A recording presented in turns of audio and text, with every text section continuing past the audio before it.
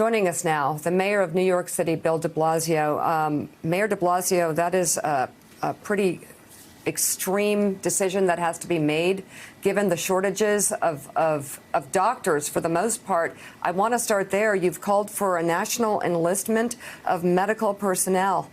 From what we're hearing from the front lines, we have doctors that are in crisis. Also a mental health crisis, given the fact that their fellow doctors and nurses are falling ill right beside them. Are we going to have enough doctors to get through this? Mika, the truth is, unless there is a national effort to enlist doctors, nurses, hospital workers of all kind, and get them where they are needed most in the country in time, unless that happens, I don't see, honestly, how we're going to have the professionals we need to get through this crisis. Look at the skyrocketing number of cases. Look at how many of these patients need ICU care. That takes a lot of medical personnel. That takes ventilators. This country is not, actually this moment, this is the sad truth, Mika, this country is not in position to deal with this crisis going forward. Whatever we've seen up till now, I'm guaranteeing you that next week is going to be a lot tougher. And I say that with no joy. I'm saying it to try and jolt our national leaders into understanding that next week in New York City is going to be very tough. Next week in New York State and Detroit and New Orleans and a lot of other places. And unless the military is fully mobilized and we create something we've never had before, which is some kind of national enlistment of medical personnel moved to the most urgent needs in the country constantly, if we don't have that, we're going to see a hospital simply unable to handle so many people who could be saved. And Mika, this is what gets me so angry. And I've been talking to the leaders of this nation for weeks now saying we are running out of time. I think we have literally days to create something that's never existed before for a crisis this country's never seen before. We have days to set up a structure to truly mobilize the medical community of this nation, to truly mobilize our military. And if that is not done in the coming days, you're going to see people die who did not need to die, not just in New York, but in many parts of this country. So we're hearing from doctors on the front lines, especially from the ERs, that there's people waiting in stretchers up to 5 hours and that people are dying unnecessarily. What does that tell us about what next week is going to look like? And do you need the military to step in, and how? Mika, I have asked repeatedly for the military to be fully mobilized. I've asked the president. I've spoken to the defense secretary, the chairman of the Joint Chiefs of Staff. I've said to all of them that just do the math. There's no way the civilian sector alone can handle this crisis at this point. You're right that hospitals are being stressed in ways they never have before. So what next week is going to look like is we're going to see a surge in the number of cases. We're going to see easily could be at this point 5,000 or more people in New York City who need to be intubated, who need to be in ICUs with ventilators. We have enough ventilators just to get to Sunday, Monday. We don't have enough yet for next week. We certainly, when it comes to the personnel, you can't run an ICU without people. You can't have a ventilator save a life without a doctor or a nurse who's there constantly monitoring it and adjusting it. We're not going to be able to do that for too much longer for every single patient if we don't get reinforcements. I asked the White House, I asked the Pentagon to send 1,000 nurses, 150 doctors, 300 respiratory therapists. I asked them to get it here by Sunday. I put in that request almost 10 days ago. I've talked to FEMA.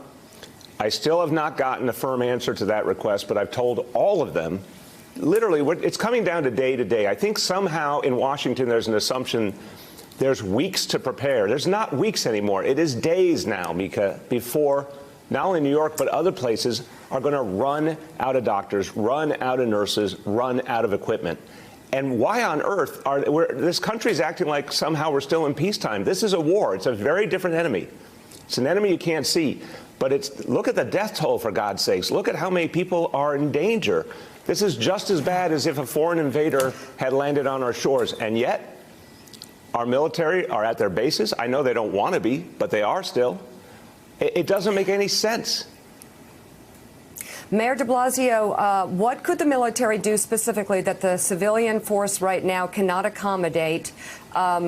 President Trump watches. He responds in his tweets that shows he's watching. So speak directly to the president. What could he do to help New York City right now? Mika, here's what I'd say to the president.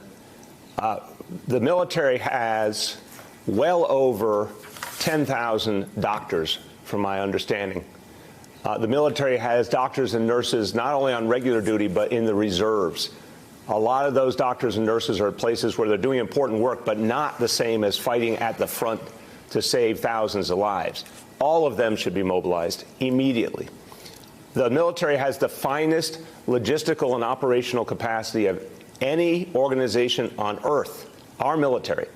They should be organizing a civilian enlistment of medical personnel.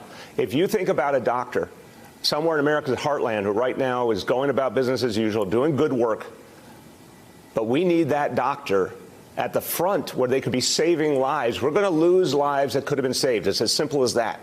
So we need the military with their incredible logistical and organizational capacity, their command and control ability, to look at this entire nation and say, okay, here are the places where we must surge medical personnel, use as much of their own medical personnel as possible, and bring in a civilian enlistment program. And they could get a doctor who right now is doing good work, you know, in Iowa or Utah. They could have him in New York City at the front in hours. That's how good our military are. But they have not been given that order, and time is running out. If they were given that order, we could create something in our time that could rival the incredible work of that greatest generation, World War II, where they created from nothing. Remember, our military was almost non-existent at the time of Pearl Harbor. It had to be created almost from scratch to fight World War II. Our nation did that. We have to create something we've never had before. We have to create the ability to take the incredible medical talent around this country and put it on a war footing, put our military on a war footing, get the resources to the front, and then move them, because the second New York City turns the corner, move them, take those doctors, take those ventilators where they're needed next. There is nothing like that being done right now, Mika. That's the blunt truth. I've had this conversation with all due respect to the president and all the other leadership of this nation. I've had this conversation repeatedly. I've warned them where this is going. And no such order has been given. Mayor de Blasio, it's Willie Geist. I want to ask you some specific questions about what's happening in New York. You yesterday recommended that New Yorkers, when they go outside, wear some kind of a face covering over their nose and mouth. What was the medical basis? What information did you get to make that public recommendation yesterday? Willie, simply a set of studies have come in just in the last few days, most especially one from Singapore, which is a place that handled this crisis very well. But point out now, for the first time, our medical leadership here in the city increasingly sees evidence that there could be that asymptomatic transmission. There's not been real evidence in their view of that before. And so this is an abundance of caution move. It's a face covering. It could be a scarf, a bandana, anything. And the blunt truth is people are thinking, well, oh, this will mean I personally can't contract this disease. That's not actually the idea. The idea is to help make sure that all of us don't accidentally spread it to someone else, because we might have it, we might be asymptomatic, not even know. This is an abundance of caution move to make sure that people are not spreading it to other people. And it's only pertinent when you might be close to people. If you're socially distanced, you don't need it. If you're among the people you live under the same roof with, you don't need it. But if you think you might be in closer proximity, it's a smart thing. But Willie, this does not mean take those surgical masks or the N95 masks away from our first responders or our healthcare personnel. No, that is sacred. They need it. They are protecting all of us.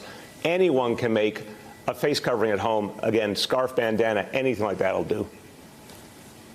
Yeah, and we're expecting the White House to make a similar recommendation today on a national level. The USNS Comfort, sent by the President and the United States Navy, it dramatically sailed into New York Harbor and up the Hudson River a couple of days ago past the Statue of Liberty. We learned yesterday it was supposed to give relief to the hospitals to take non-COVID-19 patients and provide 1,000 hospital beds. We learned yesterday so far only 20 patients aboard that ship. Why is that number so low, and do you expect to see that pick up soon? Yeah, I've talked to our colleagues in the Navy. I don't have a question in my mind, Willie, that number is going to change very rapidly. And the USNS Comfort was an extraordinary, the appearance, the arrival meant so much to New Yorkers. It was like the greatest sign of hope we've received in weeks. I'm sure that ship will be very full soon. They have to be smart about the cases they take and create a protocol that's going to work, because it's going to get very busy very quickly next week. So I'm convinced that over the next few days, they'll be prepared and they'll be filling up. Next week is what worries me. That's when things really jump off, and we're going to need the Comfort and every other place in the city that we can get hospital beds up and running, because we're expecting a huge surge just in the next few days. And also the Jacob Javits Convention Center providing an additional 2,500 beds to provide some relief as well. We've had you on a bunch over the last couple of months, Mayor de Blasio, talking about this. You've been gracious to come on a bunch and update us and update the country about the state of the problem. Obviously, the set of facts we have today are a lot different than they were 2 months ago. But you tried to calm people on these morning interviews where you would say, I'm not going to close the schools, I'm not going to close the playgrounds. I think you can still go out and live your lives. Knowing what you know now, do you wish you'd closed the schools a little bit earlier? Do you wish you had closed the restaurants and bars a little bit earlier, just to stop the spread and maybe save some lives? You know, Willie, we're all trying to make sense of something we've never dealt with before, every single day. Look, this city, I gave the order to close the restaurants and bars. Obviously, that was we were one of the first places to do it. I called for shelter in place right after San Francisco did it, and I give them great credit. Mayor Breed did something very important there. I called for it immediately after. We were one of the first places in the country to do that. There's always going to be questions about, did we get all the information we needed? Did we act on it? I did my best. I think all decision makers are doing their best. But this isn't even the issue now. The issue now is we're about to go into the hard part. And this is where we really have the opportunity to save lives. Think about it this way, Willie, and I've had this conversation with our healthcare leadership. They can project right now the number of cases that we're expecting next week. They can project right now how many ventilators we need, how many doctors, how many nurses. And we know we don't have all of that for next week, despite constant pleas to Washington. And everyone knows we're the epicenter, quarter of the cases in the entire country. So, Willie, I'm obsessed. I had this conversation with the president yesterday and all the top leadership of his administration. I'm obsessed with getting us through next week and saving every life we can save. And I want our national government to see it that way, to recognize that there are people who will be alive and will live full lives if we act now. And if we don't, first it will be hundreds, Willie, then it will be thousands who will lose. Americans will lose who did not need to die. That's how urgent it is. That's where all our focus should be right now as a nation. When the smoke clears, when this crisis is over, and thank God we know the day will come when this is over, then we can figure out what we need to learn from it.